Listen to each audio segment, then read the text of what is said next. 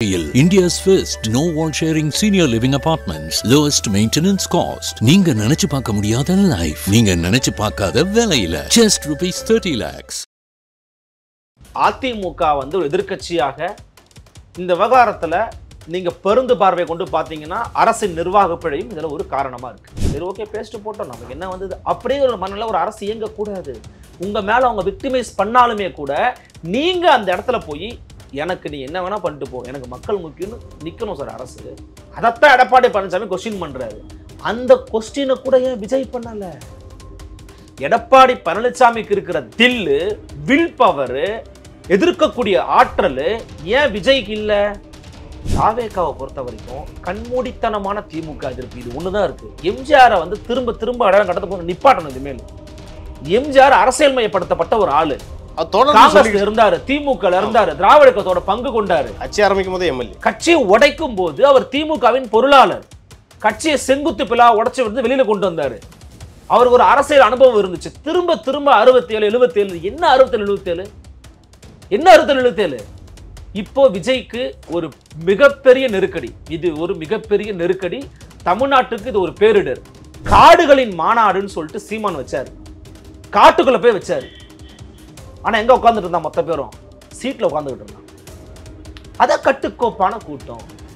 அன்புமணி நடத்துறாரு, கட்டுக்கோப்பான கூட்டம். திருவண்ணாமலையில வந்து ஒரு காவலர்களே வந்து ஒரு பெண்ணை வந்து பாலியல் வன்கொடுமை செஞ்சிருக்கிறதா ஒரு தகவல் வந்திருக்கு. இந்த சம்பவத்தை வந்து எதிர்க்கட்சி தலைவர் திரு எடப்பாடி பழனிசாமி அவர்கள் வந்து கண்டனம் தெரிவித்து ஒரு அறிக்கை வெளியிட்டிருக்காரு எக்ஸ் தளத்தில். அதை பார்த்தீங்களா? அதை பற்றி நீங்கள் என்ன நினைக்கிறீங்க? மக்களை காப்பதற்குத்தான் காவலர்கள் இருக்கிறாங்க. மக்களை குடிய சமூக விரோதிகளிடம் வந்து காப்பதற்கு தான் இருக்கிறாங்க. ஆனால் அவர்கள் வந்து இந்த மாதிரில சம்பவத்தை ஈடுபடுறாங்க. ஏன்னா இதற்கு முன்பாகவே தமிழ்நாட்டை பொறுத்த வரைக்கும் காவல்துறை மேலே ஒரு கண்ணியமான ஒரு பார்வை இருந்துச்சு. அண்மை காலங்கள்லாம் பார்த்தீங்கன்னா காவல்துறை அடிச்சே கொள்வது, தன்னுடைய போக்கில் என்கவுண்டர்ஸ் நடத்துறது, இது மாதிரியான சம்பவங்கள் வந்து காவல்துறையினுடைய ஆட்சி. விவசாயிகள் மேலே குண்டாஸ் யாருங்க போடுவா? விவசாயிகள் மேலே குண்ட சட்டம் போட்ட அரசாங்கன்னா இந்த அரசு. அதெல்லாம் நம்ம மறக்க முடியாது. அதெல்லாம் இன்னும் நமக்கு ஞாபகம் இருக்கு.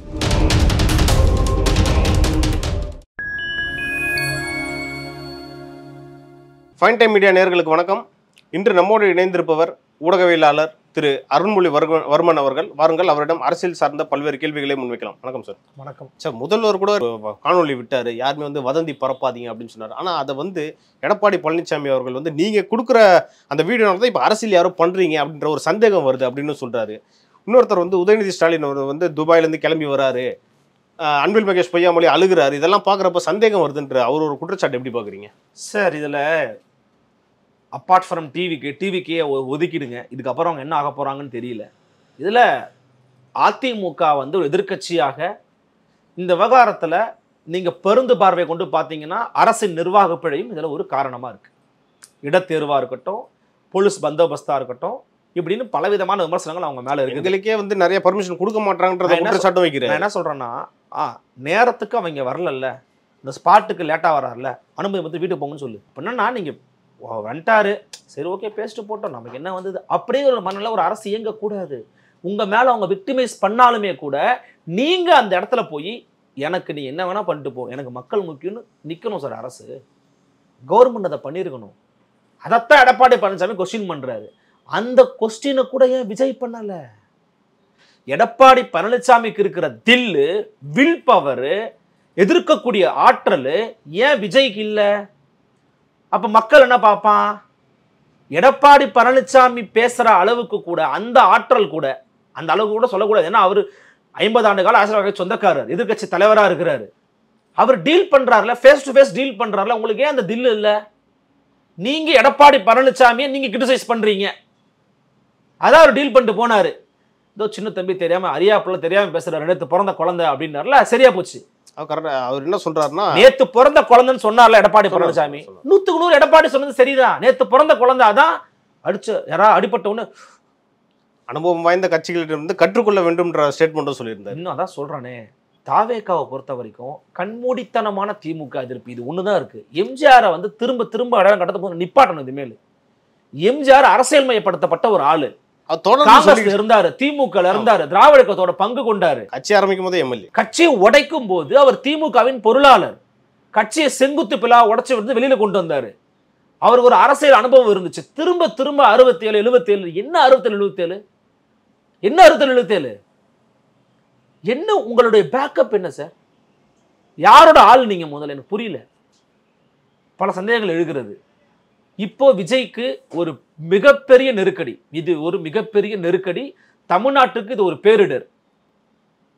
இதுல இருந்து முதல்ல இந்த மக்கள் வெளியில வந்துருவாங்க. மக்கள் இப்போது பார்க்குறான். 41 பேர் வீட்டுக்கு இன்னும் தாவேகா தலைவர் போய் பார்க்கலல்ல. அந்த தலைவரை பார்க்கணும் தான் 41 பேரும் வந்தான். அவரை போய் நீங்க பார்க்கலல்ல. 1.5 வயசு குழந்தை என்ன சார் பாவம் பண்ணுச்சு? அந்த கரூர் ஜிஹெச் போய் அந்த வாசல்ல உட்காந்துக்கிட்டு இருக்காங்க. ஒரு 22 வயசு ஒரு பொண்ணு. அந்த பொண்ணுக்கு 2 வயசுல ஒரு குழந்தை. 28 வயசுல கணவர். அவருக்கு கால் மாற்றுத்திறனாளி. அம்மா எங்கன்னா அம்மா கூட விளையாடணும்னு அந்த குழந்தை வந்து அவங்க ஆயாட்ட கேட்குது. உடனே அந்த அந்த இறந்து போன பெண்ணோட பாடியை கொண்டு வந்து அவங்க சத்தம் போட்டு கூப்பிடுறாங்க. இப்போ உங்க அம்மா வந்துட்டா போய் பாரு அப்படிங்கிறாங்க. இது கேட்கும் போதே நமக்கு வந்து உடம்பெல்லாம் நடுங்கலை? உங்க நெஞ்ச உழுக்கலை? இதை பார்க்குற மக்கள் நெஞ்ச உலுக்கி இருக்காது? விஜய்க்கு உலுக்கி இருக்கணும்ல, வந்து நிற்கணும்ல. வந்தா கூட்டம் வரனா வரட்டும்யா, கூட்டம் வரட்டும். என்ன இப்போ எம்ஜிஆருக்கு வராத கூட்டமா? ஜெயலலிதாவுக்கு வராத கூட்டமா? அண்ணாதுரைக்கு வராத கூட்டமா வந்துட போகுது? கொள்கை பேசின ஆட்களுக்கு வராத கூட்டமா வந்துட போகுது? எடப்பாடி அவர்களுக்கு அவ்வளவு கூட்டம் வருது சார். அதே இடத்துல 2வது எடப்பாடி பழனிசாமி பேசினார்ல, ஏன் நடக்கல தெரியுமா இந்த அசம்பாவிதமோ? It's a political crowd. It's not a political crowd. It's a political crowd.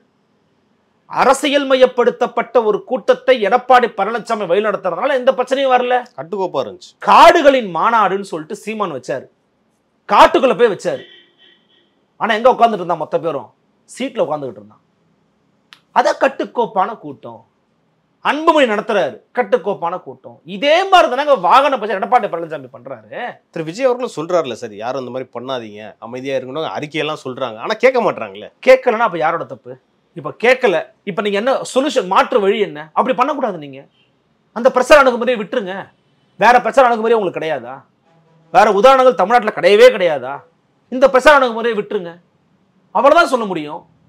எண்டவத்திலே எனக்கு தேவை மக்களுடைய உயிர் தான் தேவை. அவன் அப்படிதான் ஏறுவான்னா நீங்க போகாதீங்க சார்.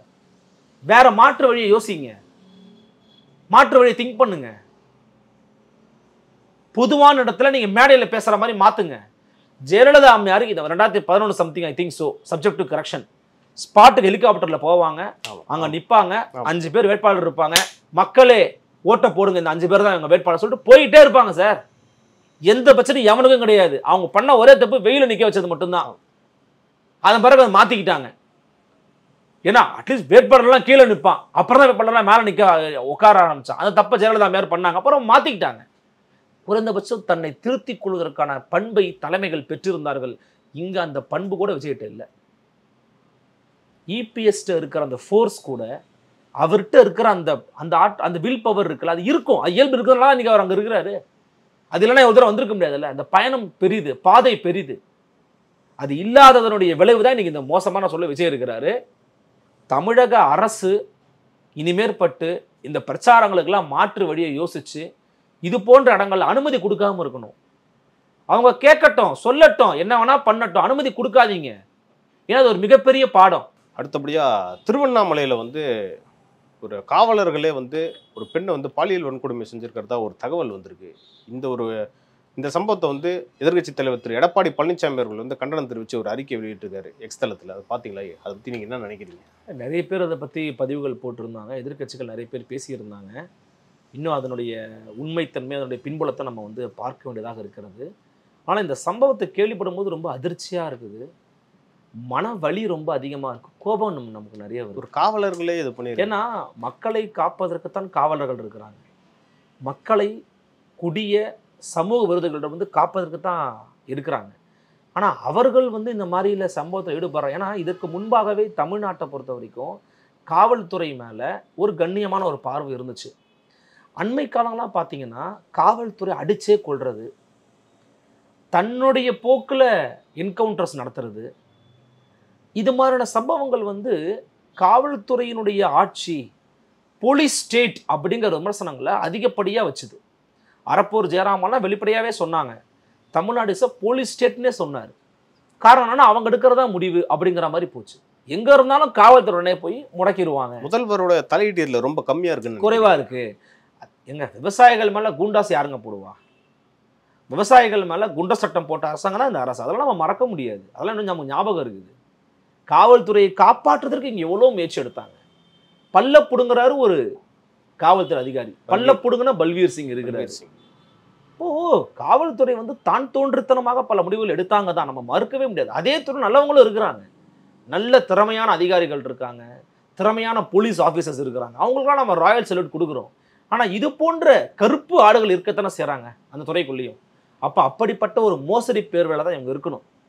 நீங்க சொல்றதை நீங்க காமிக்கிறத பார்க்கும்போது எனக்கு ரொம்ப அதிர்ச்சியா இருக்கு. எதிர்க்கட்சிகள் தான் தொடர்ச்சியா பேசிக்கிட்டு இருக்காங்க. இது இன்னும் மக்கள் மத்தியில கொண்டு போகணும். இந்த அதிகாரிகள் மத்தியில் இருக்கக்கூடிய இந்த அதிகார வெறியை முதல்ல அடக்கணும். நாம தான் எல்லாமே நினைக்கிற ஒரு பார்வையை முதல்ல ஒழிக்கணும். அதற்கு தான் ஆட்சியாளர்கள் ஒருத்தவங்க இருக்கிறான். எக்ஸிக்யூட்டிவ் ஆட்சியாளர் சொல்றதை செய்யணுன்றதுல தான் இருக்கிறாங்க. ஐஏஎஸ் அதிகாரி ஒரு பள்ளிக்கூடத்துக்கு போறாரு, பள்ளிக்கூடத்துக்குள்ள போயிட்டு டீச்சரை கண்ணாபண்ணான்னு பேசுறாரு. எங்க இருந்து வந்த அறிவு இருக்கா என்ன இருக்கான்னு. ஐஏஎஸ் 2 வருஷம் நீங்க யூபிஎஸ்சி ப்ரிப்பேர் பண்ணி அகாடமியில் போய் படிச்சா ஐஏஎஸ் ஆகிட போறோம். ஆகிட்டா நீங்க பெரிய ஒரே உலக மகா ஞானியா? நீங்க சிஸ்டம் இருக்கிறதுனால இவ்வாறான எக்ஸிக்யூட்டிவ் சிஸ்டம்காக நீங்க ஒரு அதிகாரி, அவ்வளவுதான். மற்றபடி அதிகாரிங்கிறவர் ஆட்சியாளருக்கும் மக்களுக்கும் இடையில இருக்க ஒரு பிரிட்ஜ், தட்ஸ் இட். உங்கள்கிட்ட சில அதிகாரங்கள் இருக்கலாம், அதுக்காக இப்படி நடந்துக்கணுன்ற ஒரு விஷயமே உங்களுக்கு கிடையாது. பத்திரிகையாளர்களை பார்த்தா பேசுறது, கட்சி தலைவரோட சண்டை போடுறது, வா நீ நான் பார்த்துக்கலான்னு பேசுறது போலீஸ் அதிகாரிகள், இதெல்லாம் என்ன பழக்கம்? இதெல்லாம் எந்த ஆட்சியும் நடந்தது கிடையாது சார். இது எந்த ஆட்சியும் இந்த மாதிரி காவல்துறை கட்டற்ற சொத்து இருந்ததே கிடையாது. அதனுடைய வெளிப்பாடாக தான் இது இருக்கணும். குழந்தைகளை பெண்களை பாதுகாக்க வேண்டிய அரசாங்கத்தினுடைய அதிகாரிகளே காவல்துறையினரே இந்த மாதிரி பண்ணியிருக்கிறதுங்கிறது வெட்கக்கேடான ஒரு விஷயம். நடப்பு அரசியல் குறித்து நம்ம நிறையா இன்னைக்கு பேசணும். அடுத்தடுத்து நடக்கக்கூடிய அரசியல் நிகழ்வு குறித்து வரும் நிகழ்ச்சிகளில் நம்ம இன்னும் டீட்டெயிலாக பேசலாம் சார். நன்றி. நன்றி.